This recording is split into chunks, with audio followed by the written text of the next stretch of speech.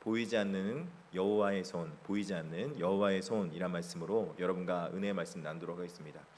제가 이 더운 여름차라 보니까 이 교회 목양실에만 갇혀 있기 너무 답답하기도 하고, 또 그리고 에어컨 비용도 아깝고 또 시원한 것도 마시고 싶어서 이 근처에 카페를 갔습니다. 여러분, 요새 카페 가면은 여러분 차만 마시는 거 아닌 거 아시죠? 갔더니 어떤 노년의 백발머리 한 78세 뭐 이렇게 되시는 할아버지가 영어 공부를 하고 있는 거예요. 영어 단어를 외우고 막 열심히 외우고 있는 거예요. 저도 질세라 저도 태블릿 PC 꺼내놓고 노트북 꺼내놓고 나도 여기서 말씀 준비해야지 하고 딱 펼쳐놓고 딱 준비하려고 하는데 그 주인 아저씨가 여기다 옆에다 딱 써붙여놨더라고요. 지금 와이파이가 고장이 났습니다. 아니, 그 좋은 태블릿 PC 노트북 다 가져가서 그 온라인에 다 올려놨는데, 요새는 다 가져다 하지 않고 이제 온라인에 다 올려놓거든요. 온라인 올려놨는데 온라인에서 다운받으니까 와이파이가 안 돼가지고 하고 싶었던 것들 다 하지도 못하고, 영상 편집도 해보려고 했는데 영상 편집 하나도 못하고, 그리고 돌아오게 되었던 그 엊그저께가 있었습니다.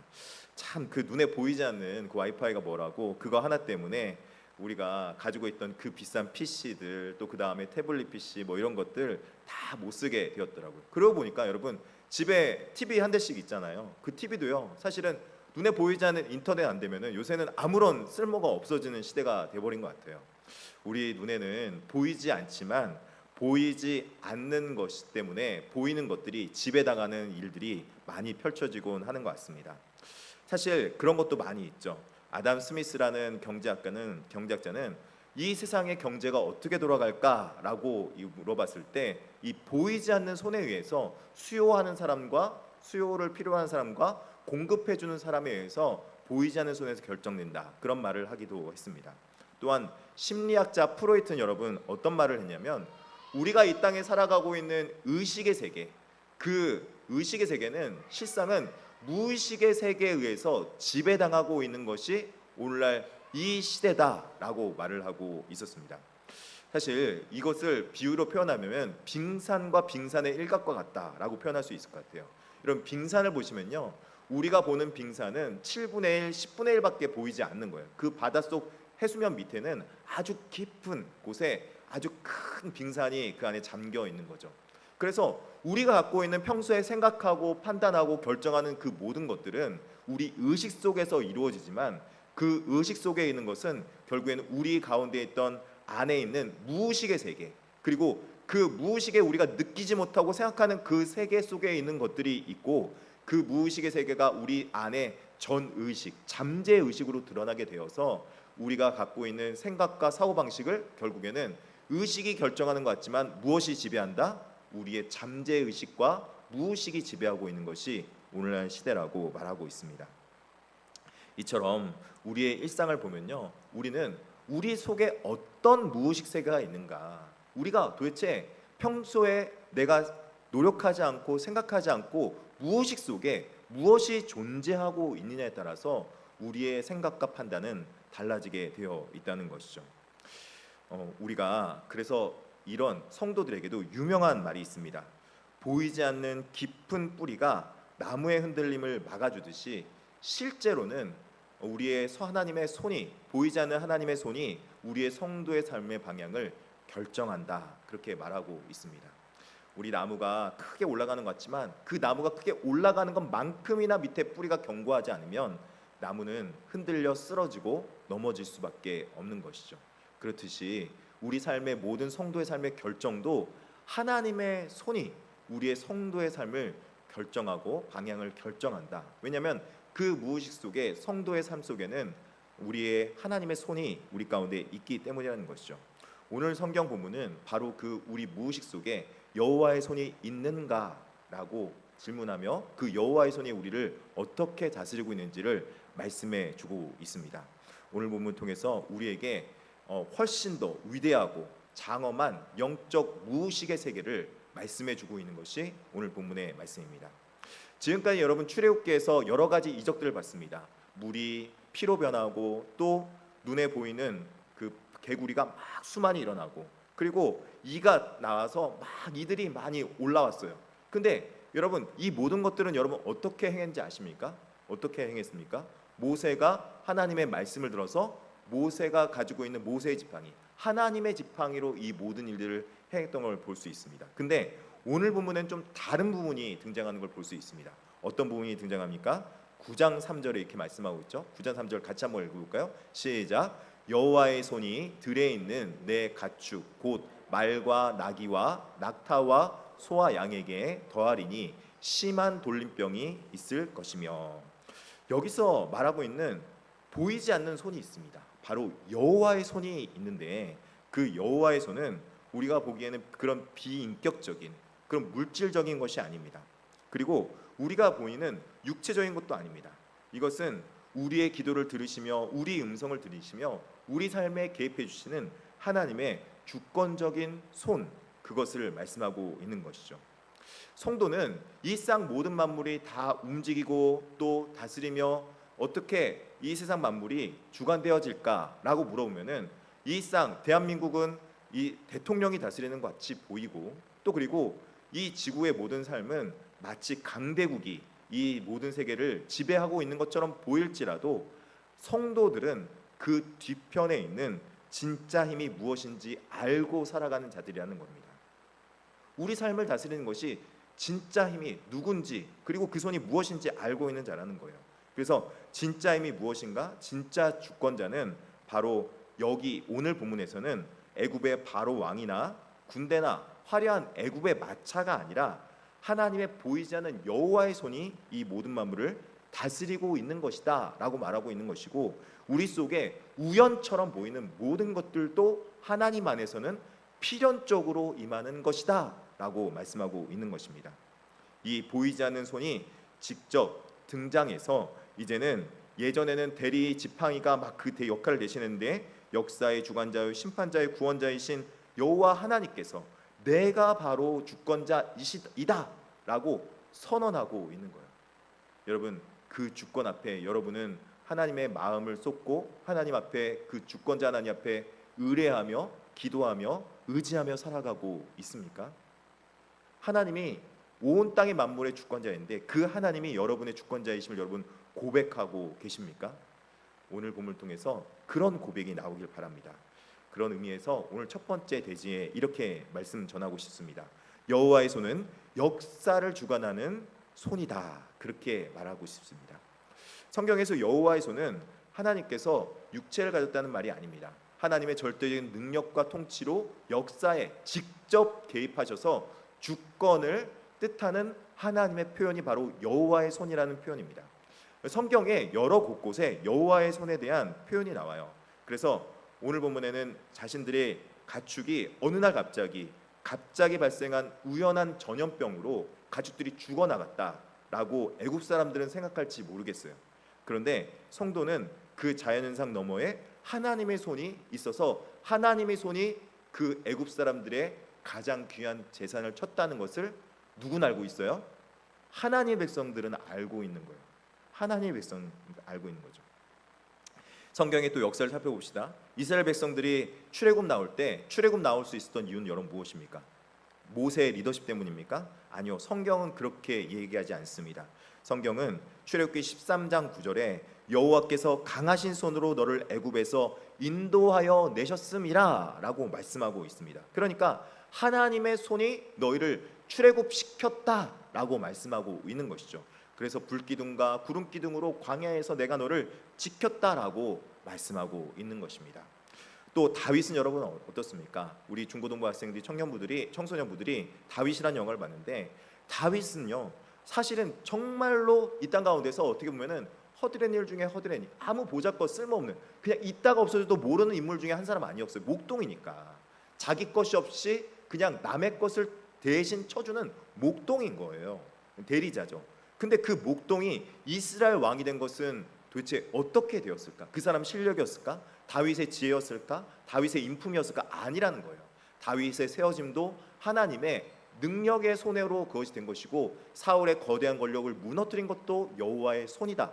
여호와의 손이 한 번만 움직이면은 모든 권력도 한 번에 있다가 없어지고, 아무리 낮고 천하고 비천한 자일지라도, 내가 지금 아무것도 없고 보잘것없는 존재라도 하나님이 일으켜 세우시면 하나님께서 우리 자녀들도, 우리 가문도, 일으켜 세우실 수 있다. 아멘. 그 믿음을 다윗을 통해서 보여주신 거예요. 하나님께서 다윗이 세워지게 된 것이죠.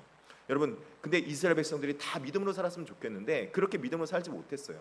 바벨론의 포로로 끌려갔어요. 그런데요, 그 바벨론의 포로로 끌려갔을 때 하나님이 약속해 주죠. 어떻게 돌아오겠다고요? 언제?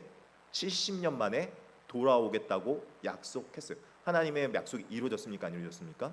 이루어졌습니다. 70년 만에 돌아오는 역사가 일어났습니다. 근데 어떻게 돌아오냐? 내 하나님의 선하신 손이 위에 있음으로 에스라서가 고백하는 거예요. 에스라가 하나님이 결국에는 이끌어내서 바벨론 포로했던 자들을 끌어다가 마치 출애굽하는 것처럼 다시 가나안 땅에 돌려 놓으셨다. 할렐루야. 지금 내가 여러 가지 억압당하고 핍박당하고 고난당한 삶이 있을지라도 그 고난당한 삶에서 나를 건져내실 분은 누구시다? 여호와 하나님의 손이다라고 말씀하고 있는 것입니다. 여러분, 이 인류 역사상 이 포로나 민족이 없어지고 또 민족이 이 식민지로 들어갔다가 스스로 나올 수 있었던 그 민족이 인류 역사상 있냐고 찾아보면은 이제까지 인류 역사상 한 민족도 스스로 나온 민족은 없었다고 합니다. 왜냐하면 스스로 나오려면 힘이 있어야 되는데 그 강대국 밑에서 어떻게 힘이 있겠습니까? 지금 핍박당하고 어려움 당하는데. 그런데 이스라엘 나라는 인류 역사상에 있을 수 없는 일이 2번이나 있었던 민족이에요. 언제요? 출애굽과 바벨론 포로에서 있었던 놀라운 하나님의 역사가 있는 거죠. 이걸 보면요, 우리는요 인정하지 않을래도 인정할 수밖에 없어요. 하나님의 손이 세상을 다스리는 것이고 하나님의 손이 임하면 우리의 인생도 역전될 수 있다. 할렐루야. 인생 역전은요 로또가 아니에요, 여러분. 로또는요 장난삼아 할 수는 있지만요 기대하거나 의지하지 마세요. 확률상 질 수밖에 없어요. 확률상 손해밖에 없어요. 하나님의 손이 임할 때 여러분 삶 속에 하나님의 은혜가 임할 줄 믿습니다. 이 믿음을 가진 백성들이 바로 하나님의 백성들이라는 거예요. 그런데 하나님께서 오늘 본문에서는 이 백성들을 어떻게 하셨는가 보니까 이 백성들을 이 세상 백성들과 구별하시기 시작했다라고 말씀하고 있어요. 두 번째 대지 여호와의 손이 자기 백성들을 구별하시고 거룩하게 하신 손이라고 말씀하고 있는 것입니다. 우리 4절을 한번 같이 한번 읽어보겠습니다. 시작. 여호와가 이스라엘 가축과 애굽의 가축을 구별하리니 이스라엘 자손에게 속한 것은 하나도 죽지 아니하리라 하셨다 하라. 이스라엘 백성들이 출애굽해야 되는데 지금 출애굽하기 전에 하나님이 지금 이스라엘 백성을 데려 나가야 되잖아요. 근데 만약에 이 악질이라는 그 재앙이 하나님께서 이스라엘 백성과 애굽 백성에 똑같이 내렸다면 저러면 이스라엘 백성들이 가지고 나갈 가축이 있습니까? 없습니까? 없잖아요. 그렇기 때문에 하나님께서는요 하나님의 백성의 자손들도 구별하셨어요. 이전에 이의 재앙서부터. 근데 하나님의 백성의 재산도 하나님께서 구별하시고 하나님께서 그들을 분리해 내기 시작하신 것입니다. 우리는요 이 재물관도 세상 사람들과 틀린 거예요. 내가 번 것 같고 내가 모은 것 같지만요 하나님이 구별해서 나에게 이 세상에서부터 거둬들일 수 있도록 해주신 놀라운 은혜가 있다는 것이죠. 오늘 본문의 가장 벅찬 대목은요 애굽의 가축들이 떼주는 줄 알겠더라. 아유 속 시원하다. 그게 아니에요. 나를 핍박했으니까 이제 본때를 하나님께서 보여줬다. 그게 아니라는 거예요. 하나님께서는요 오히려 하나님의 백성들도 지키시고 하나님의 백성들의 재물도 지키시고 그들을 구별하여서 거룩한 백성으로 거룩한 민족으로 만드시는 그 일을 하셨다는 것입니다. 여러분 고센 땅과 애굽 땅이 여러분 경계가 어디 있는 줄 아십니까? 경계가 어디 있을까요? 경계가 없어요. 지금처럼요 우리나라 휴전선 이렇게 딱 철책 막아놓고 그런 휴전선은 없어요.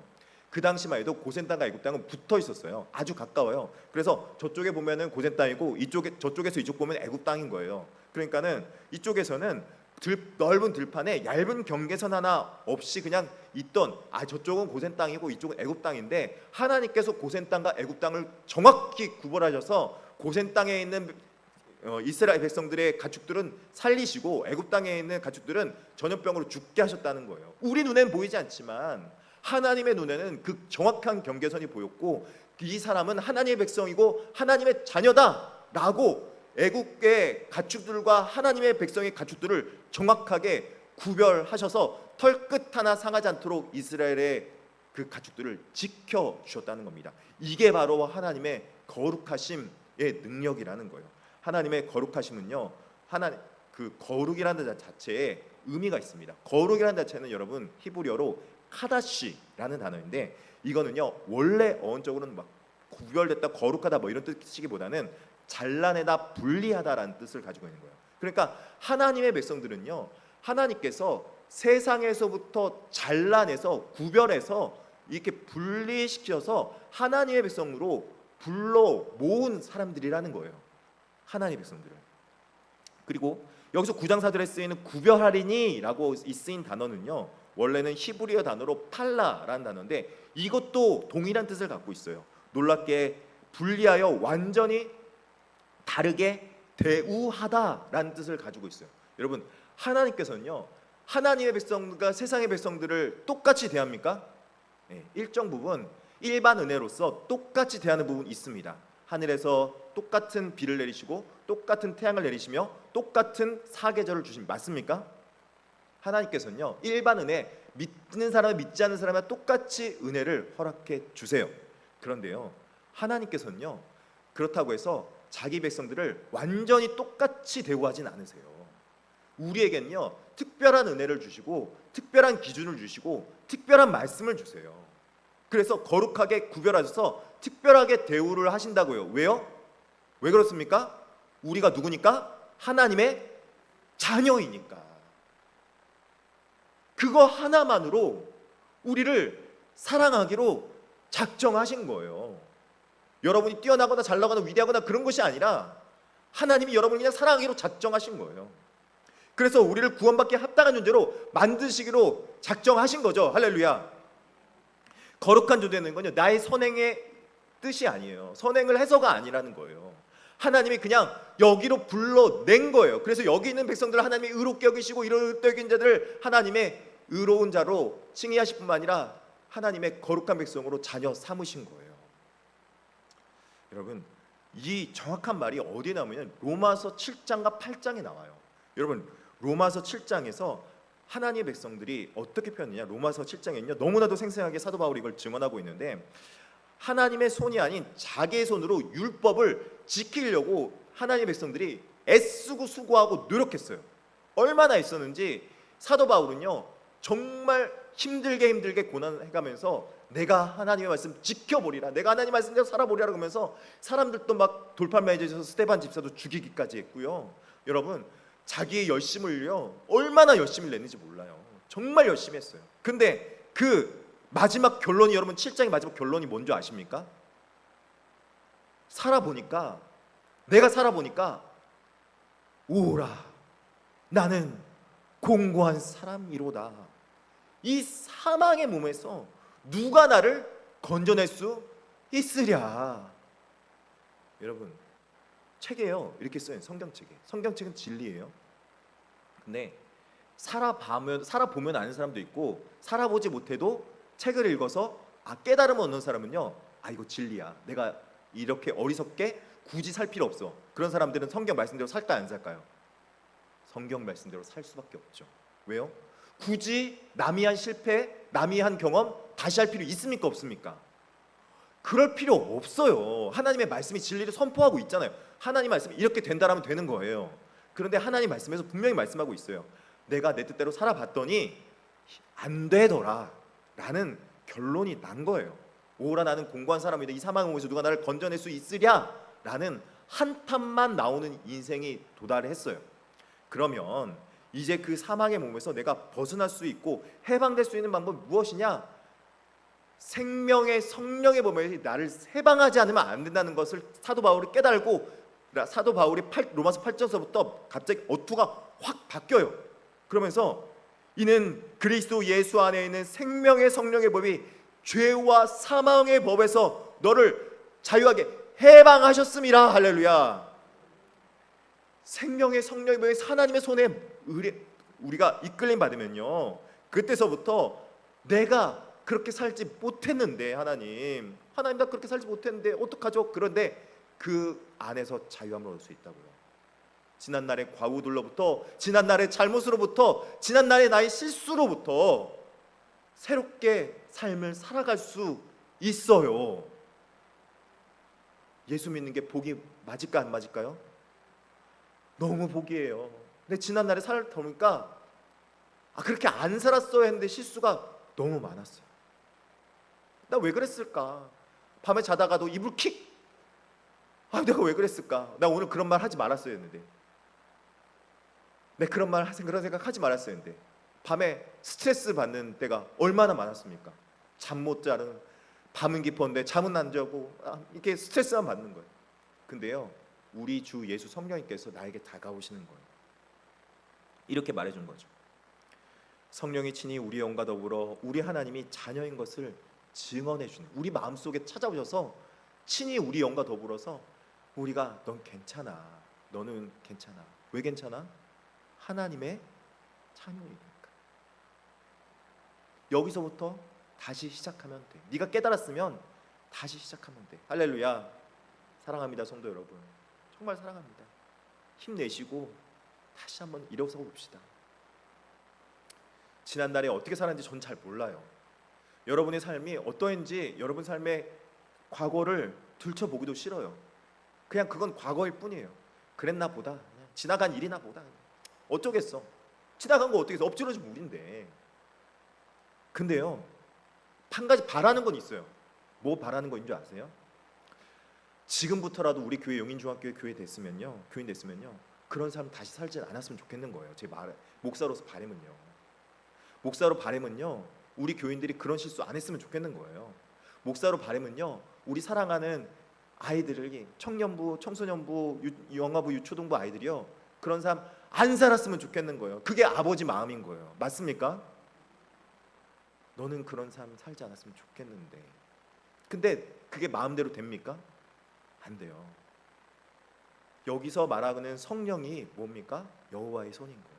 여호와의 손에 이끌려서 하나님의 다스림과 하나님의 말씀과 하나님의 은혜로 살아가는 존재가 되어야지만 우리가 이전과 다른 삶을 살아갈 수 있다라고 말씀하고 있는 것입니다. 그래서 그 사랑 가운데 살아간 자들이 때론 힘든 일, 어려운 일 있을지라도 환난이나 공고나 박해나 기근이나 적시나 위험이나 칼이나 어떤 피조물이라도 우리를 우리 주 예수 그리스도 안에는 하나님의 사랑에서 어떻게 할 수 없느니라? 끊을 수 없느니라라는 믿음의 확신으로 성령의 역사로 살아갈 수 있도록 우리를 이끌어 주시는 것입니다.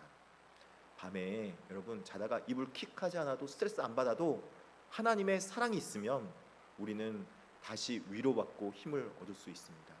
사랑하는 성도 여러분, 하나님의 사랑에 녹아들고 젖어드는 그런 이 더운 여름철에 그런 은혜가 있기를 진심으로 축복합니다. 이제 애굽 땅과 고센 땅을 구별하신 여호와의 손이 성령님으로 우리 가운데 자정하고 계시고, 우리를 세상과 분리시키셔서 자신의 죄성으로 인해 절망했고, 우리가 나의 인생의 오류로 인해서 좌절했던 우리에게 성령의 확신으로, 충만한 승리의 확신으로 백성에게 우리 가운데 다시 임해서 우리를 하나님의 사람으로 빚어내기 시작하는 겁니다.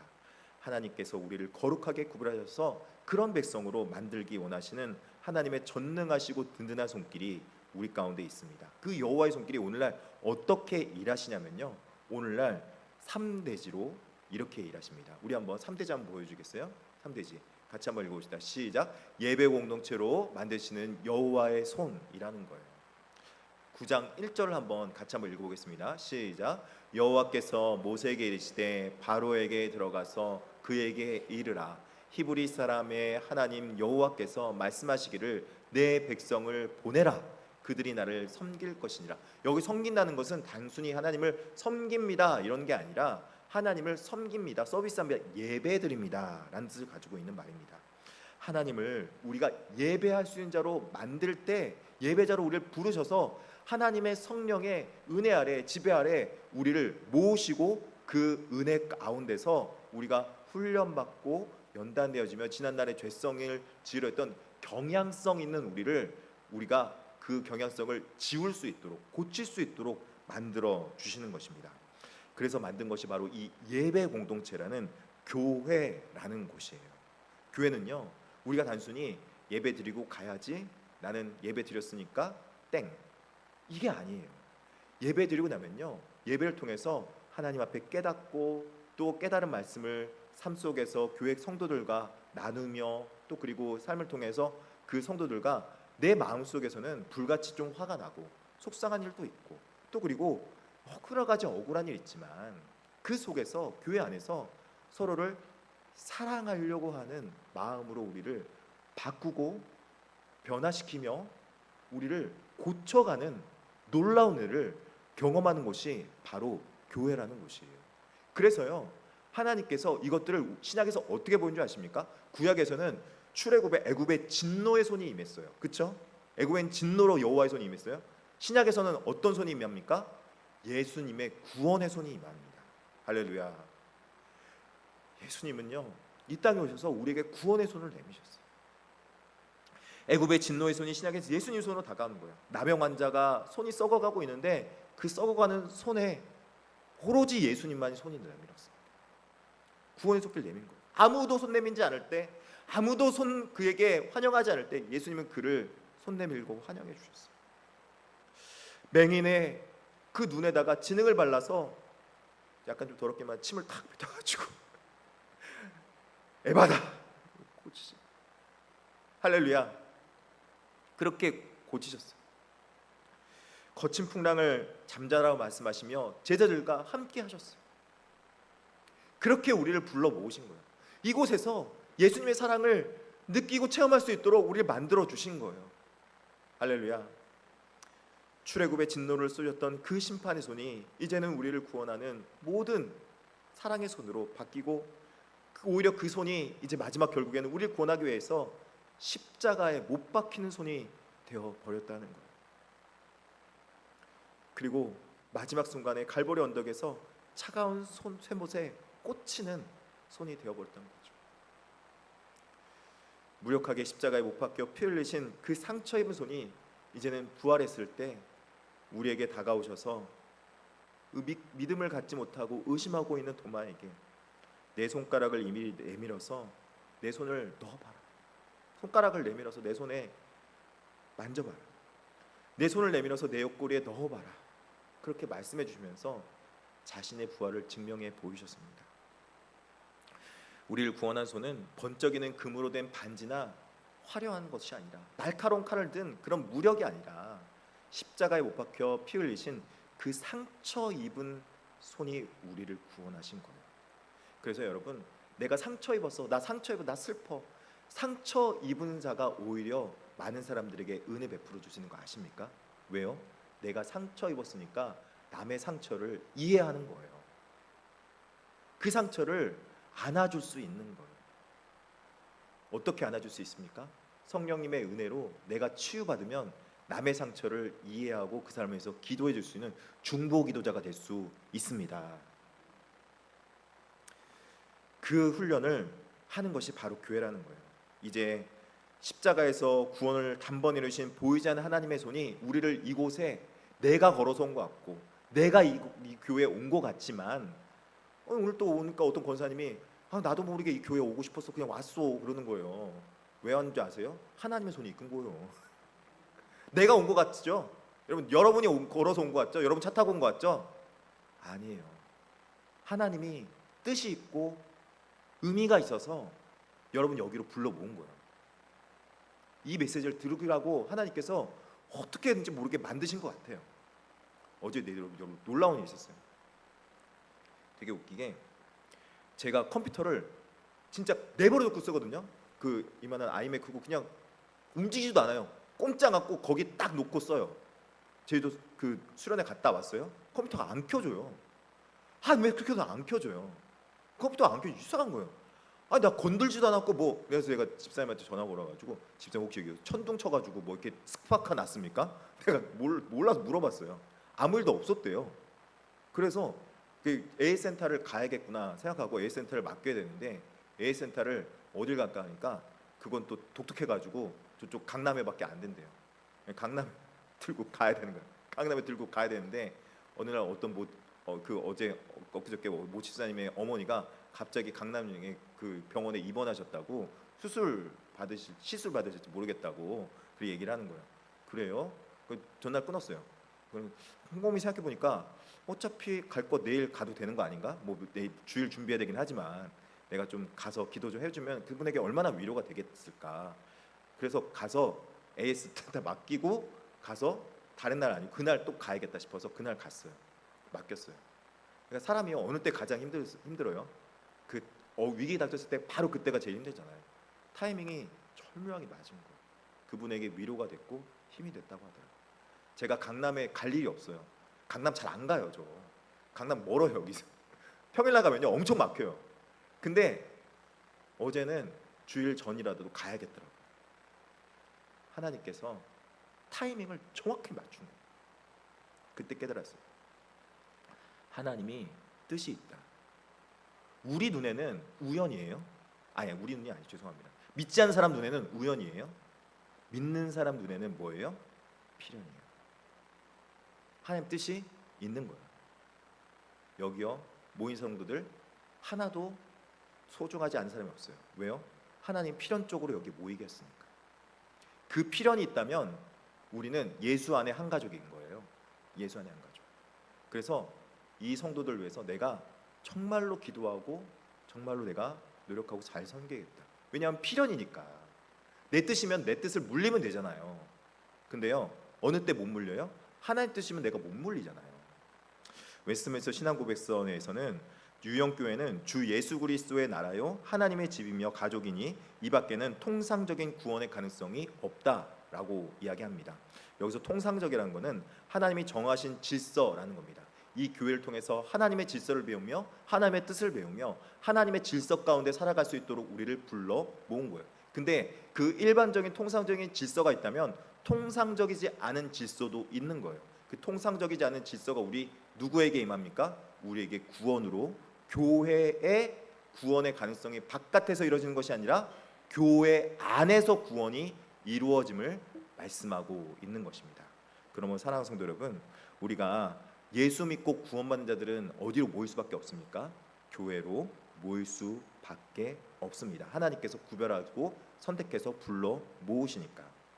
하나님의 질서 안에 우리를 불러 모으셔서 이곳을 통해서 하나님께서 장성한 분량에까지 우리를 다스리며 이끌어하시며 우리가 모임을 할 수 있도록 교회를 만드시고 우리를 흠없고 영광스럽고 거룩한 존재로 만들어가고 빚어가시는 영화의 작업을 하고 계신 것이 바로 교회라는 것입니다. 그래서 교회는 하나님이 직접 만드신 신적 공동체라는 정의를 갖고 있는 것입니다.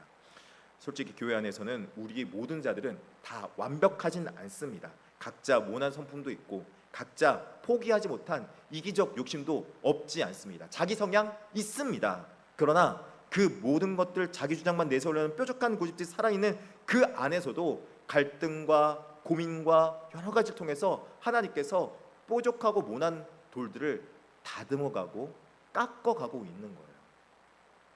교회가 왜 이래 하고 실망할 때도 있을지 모르겠어요. 그러나 교회는 그럼에도 불구하고 하나님께서 만드신 거룩한 신적 공동체이기 때문에 다듬고 만들어서 하나님의 거룩한 공동체로 만들어 갈 겁니다. 우리 용인중앙교회는 하나님이 다스리는 교회로 그렇게 만들어 갈 줄 믿습니다.